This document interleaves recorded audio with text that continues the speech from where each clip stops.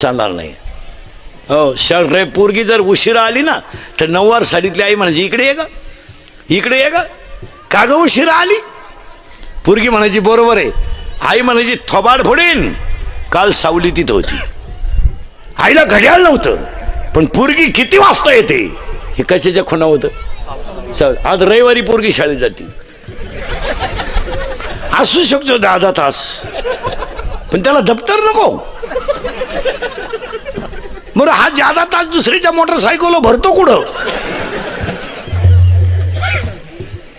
अजून 2-3 वर्ष थांबा पोरीनो, तुमच्या बापाच्या दारात आहे ना अशी रांग लागणार आहे, रांग. मुलगी द्या, मुलगी द्या, फक्त तोवर तुम्ही घरात राहायला पाहिजे.